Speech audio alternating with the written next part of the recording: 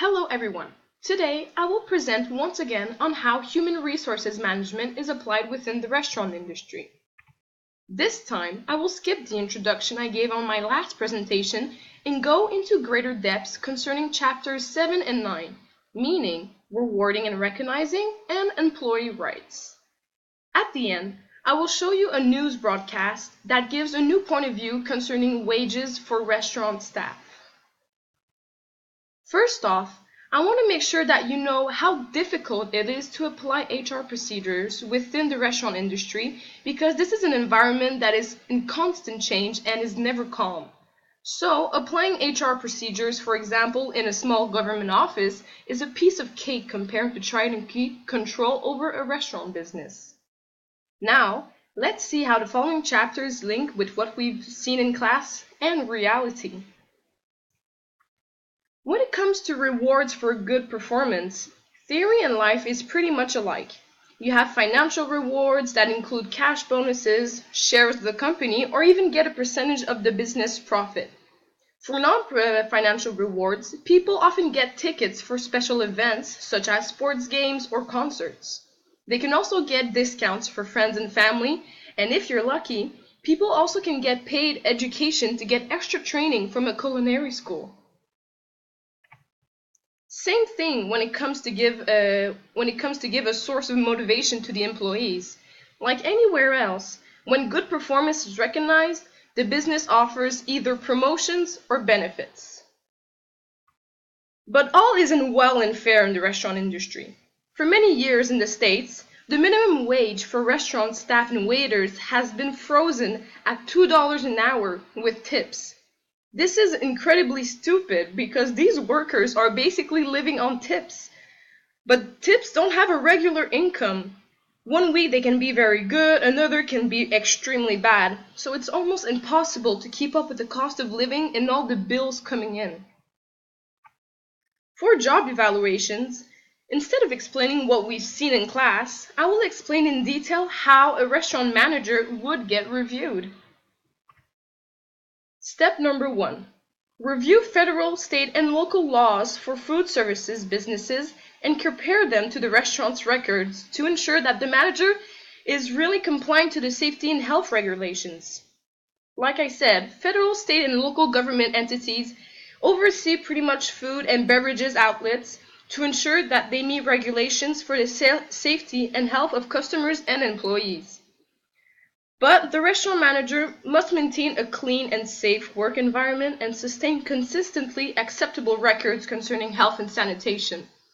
Because when you're a customer in the restaurant, you gotta think. Sometimes people in the kitchen would not be clean. They could go and scratch their nose, scratch their butts, and that's disgusting. So these are that's like a small example of where it would apply.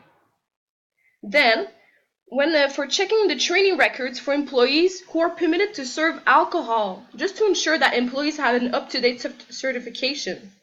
Restaurants that serve alcoholic beverages are often subject to jurisdictional rules that require their servers to maintain a certification for mitigating the establishment risk of liability for incidents related to inebriated patrons.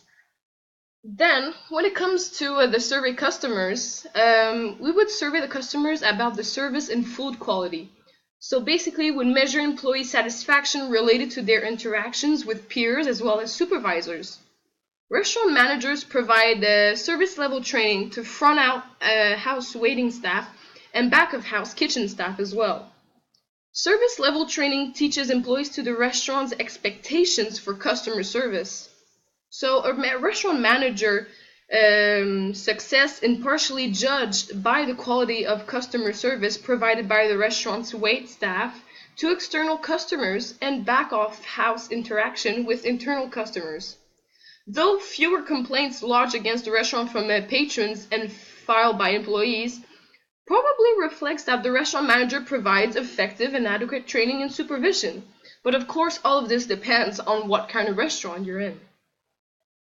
Next, to measure a restaurant traffic, the time it takes for the staff to turn a table and the timing of the food preparation. We really need to observe indicators of a busy restaurant, such as crowded parking lot or long wait time, signs of a popular eating place. These factors can be attributed to the quality of food and customer service.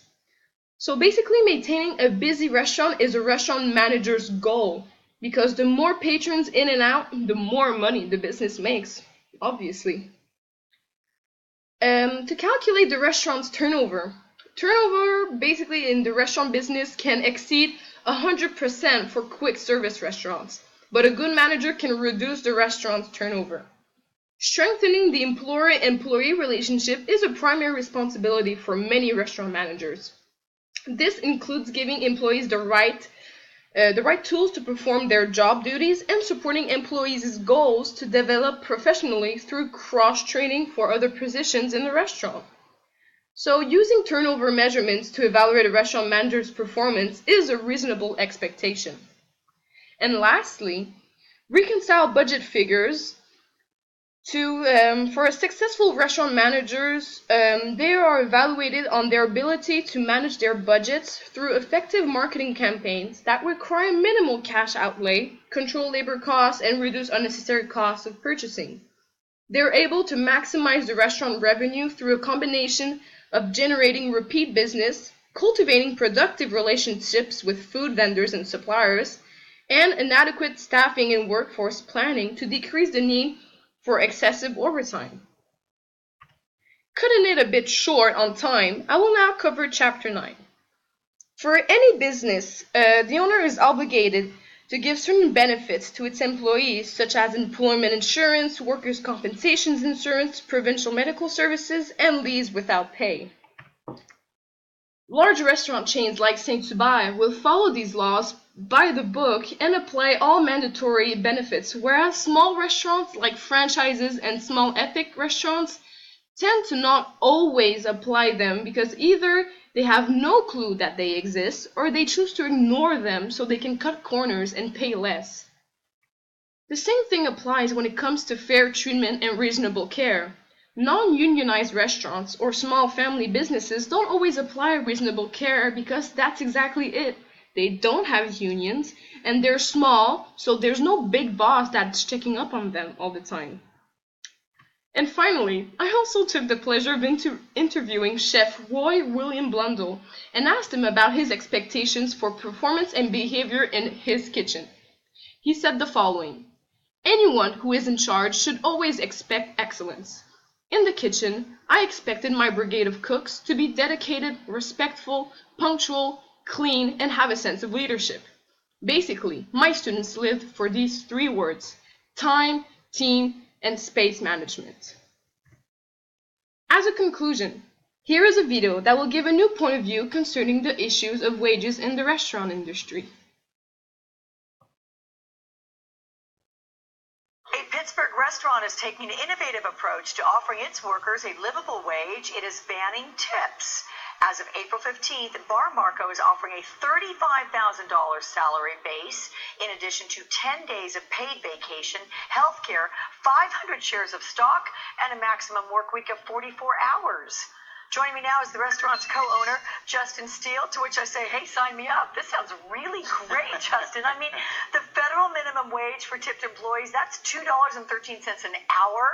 Tipped workers experience a poverty rate nearly twice that of other workers. So this sounds like a fantastic plan. Talk about how it's affected trying to get employees. Yeah, I mean, Alex, we've always been kind of fortunate at Bar Marco. I mean, we just finished our third year, and we've gotten to this far so far because of our employees, and we certainly recognize that. When we first opened, it was just the four owners who were the employees, so we knew from the get-go that it was all about kind of customer interaction and what the employees meant to the business. So now that we've grown a little bit, we're realizing that, and we're going to reward our employees and allow them to kind of be part of the business and grow as we do. All right, well, you sound like an awesome boss, but I want to ask you about how this affects your bottom line. Yeah, so an efficient restaurant can run at about 10% net profit. 25% or so to cost of goods sold, another 25 or so to employee costs, and kind of 40% overhead, rent, things like that. What we're going to do, I mean, this is certainly going to kind of raise our employee costs a little bit, but because of the employees that we have both front of house and back of the house, we're going to add a little bit of value to our menu. Our food and drink costs are going to go down slightly. So we're just kind of flipping the model a little bit, and our bottom line is going to kind of stay and grow steadily. So it sounds like you're trying to average it out there. I'm curious, with this 44-hour max work week and everything else you're doing, what are you hearing from other restaurant owners about your approach? Yeah, I mean, it's not a model that we're saying that every restaurant should follow. It's not the case. I mean, we have 34 seats at Bar Marco here in Pittsburgh, so all of our employees are insanely passionate and want to be here. They want, this is their career, and we're going to treat them like professionals because it's really what they are. But again, it's not a model that every restaurant should follow. It works for us here. But what we would encourage other restaurant owners and I guess other business owners to do is kind of like evaluate what their employees mean and how they can kind of reward them and help the business grow as well. Now, what if someone says to you, hey, Justin, what about making these changes and letting us continue to accept tips? What do you say to that? Yeah, I mean, so any extra monies left to the house are going to be donated to our charity, which is Food Revolution Pittsburgh. And again, all of our employees have reviewed the documents and reviewed the contracts that they're going to sign here come April, and the support has been overwhelmingly positive. So, I mean, we couldn't do this if the employee support wasn't there, and I mean, that's the driving factor here. Okay. Well, if anyone's going to Pittsburgh, sounds like Bar Marco's a place to stop in. Justin Steele, thanks so much. Good luck. Yeah, thank you, Alex.